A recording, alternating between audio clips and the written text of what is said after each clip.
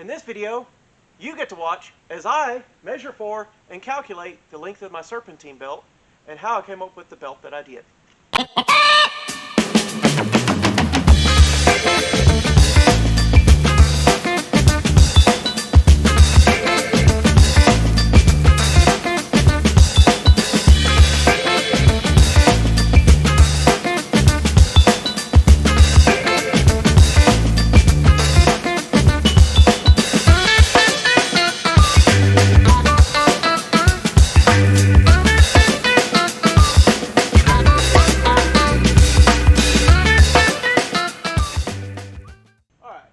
This fan in the way, you're not going to really be able to see it, but the crank pulley's down here. That obviously goes one way. It's got the V grooves in it. Then we're going to hit the tensioner around the top of the alternator, below this idler.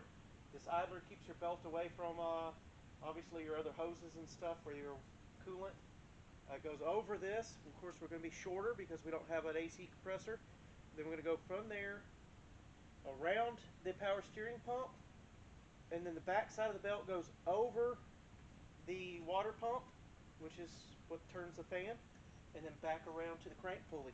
So that's the routing. I'll show you a picture of it. Here I am showing the front side of an 8-1 with the exact same routing I'm using, with a pulley standing in place of the AC compressor. What I'm going to do is I'm going to measure everything, leave myself some points of reference, because I have to eventually get in here and move the tensioner to do the final calculation for the belt length. But everything else is stationary and fixed, so we'll be able to measure all those and then come back around, because I only have a 60-inch measuring tape. And I went around everything earlier, and loose with no tension was about 94 inches. So I'm going to go back around everything and get a final measurement when I move the tensioner.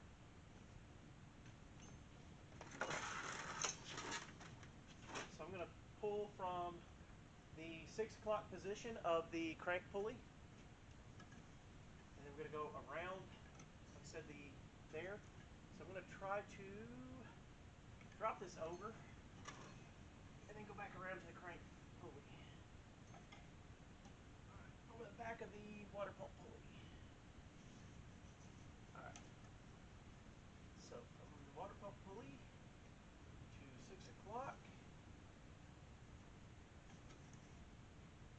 On the crank. There we go.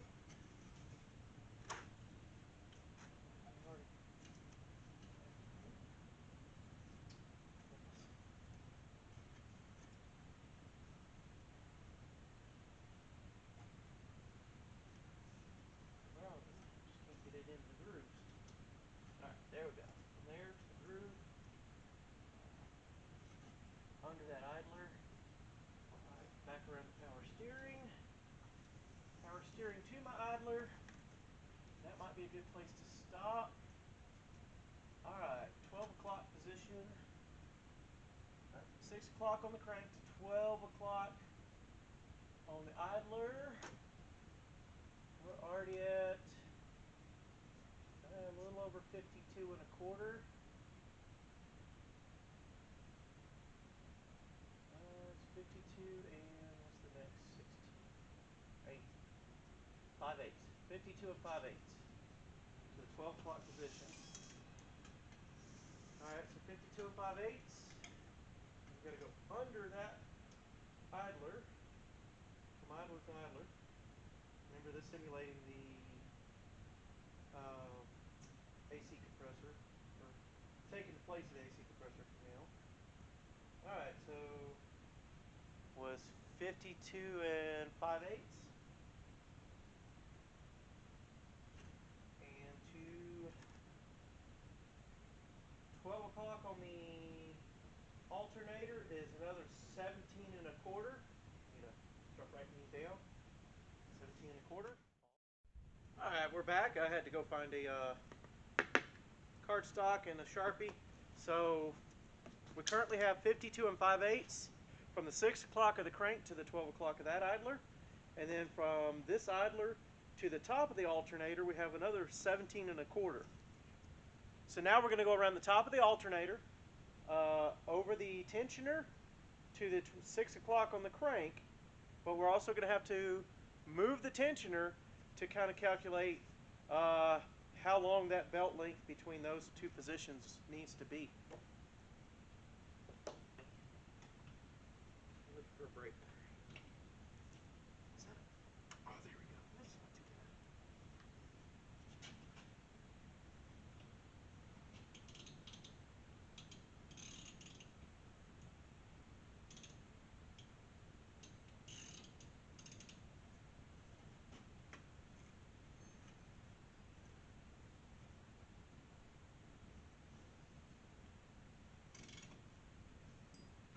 I was able to actually hold that by hand and readjust the ratchet. So I'm going to hold. Now my ratchet's adjusted where I want it. Yep, not anymore. All right, we're going to go from the over that tensioner to the crank. 6 o'clock on the crank. Might need to tape it in position or get a buddy to hold. I don't have a buddy here right now, but I actually hear his truck running, which tells me he's not far away. He's still idling.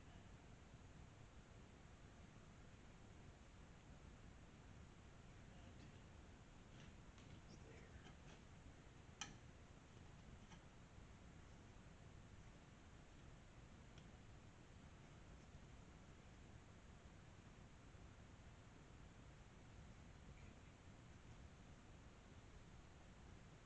All right. With no tension, we're dead on at 26 inches. Just under 26, 25 and 3/4. I can actually move this. It's not on there tight, just sitting there. Come on. All right. So 25 and 3/4. I have to tape that position.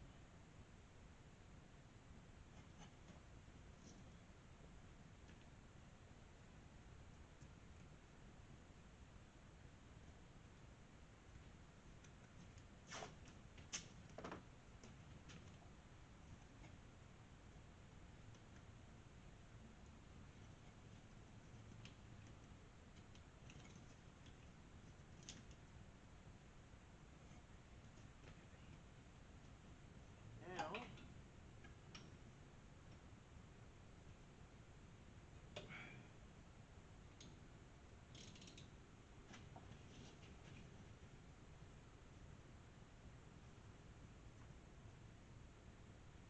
that's all the way down to 24 inches.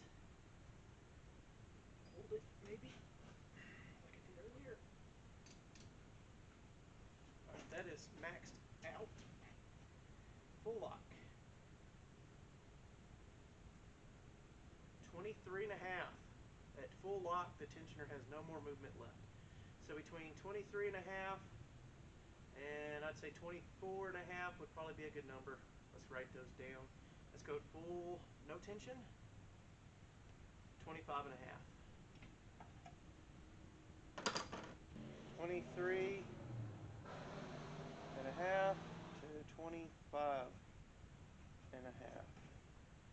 So if we can get a belt, when we get these numbers put together, get the belt between those two, we got it.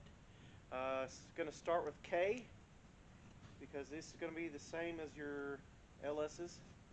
K060, and your K06 tells you the 6 ribs, and the width of that is going to be a 20 millimeter top, or I believe it's 13 16ths or 15 16ths. I don't remember what it is in SAE, believe it or not. And then the other couple numbers would be like 930 would be 93.0 inches. 935 would be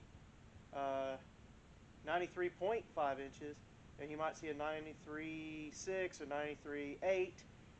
That last designator is point, and it's in tenths of an inch, not in sixteenths or eighths, but in tenths of an inch. So let's do the math, figure out what we need. Alright, so I took and converted those to decimals. So you got 52.625, 17.250, that equals 69.875, that's the simple part. And then we're going to split some of the differences here. We're going to go with 24 inches.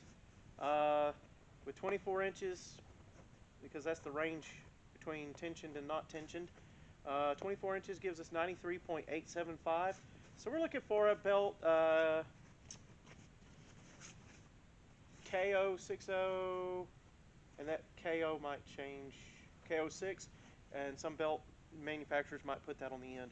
KO6, we're looking for 0938, maybe a 0932, somewhere between 932 and 938, maybe just a little bit longer, but that last point's a point decimal of your inches. So we're going to go try to find this belt now, and we'll be back. Because some of the audio was missing from one of my clips, I'm going to go back and explain this part a little bit more in depth and fill in the blanks. KO60, that's your part number telling you it's a 6 groove, 21 millimeter width, or 27/32 width belt. And then the remaining numbers are going to describe the length of the belt. So we got KO60. In our case, we come out with 935, which is 93.5 inches long. And that's in tenths, of course. That came out pretty good. We'd measured previously in this video, we'd measured how to go around all these pulleys in segments. I could have probably just taken a long string or 550 cord. I just couldn't find any at the time, so I used my tape measure, which already has its numbers on it. So we went from what we had done is measured from the 6 o'clock on the crank to the 12 o'clock on the this pulley, my idler, and then from there to the top 12 o'clock again on the alternator. From the alternator, we went around the tensioner to back to the 6 o'clock on the crank, and we added those numbers up. You can see that in the video. Then went to the auto parts store, and this is what we came up with. That is what we came up with, what they had in stock. They also had a KO60938. I chose this one because it was about $10 cheaper. That's how we come up with a part number for a belt or a length of a belt when you don't know the length and the part number is not readily available. If I pulled a part number off the internet or a part source, it would have been the length for the one with the AC compressor, and obviously I don't have that compressor. My truck's not ready for it at this time. The truck's never had AC, so we'll do an AC kit install at a later time and date. Hey, I'm going to interrupt this video just for a second. Don't forget to like, subscribe, share with your buddies, binge watch some of this stuff, dig up some of the older footage off the channel, because it's there to be watched, and that's how we're going to grow this channel. Is you guys have to go and watch those videos for me, because I can't do it.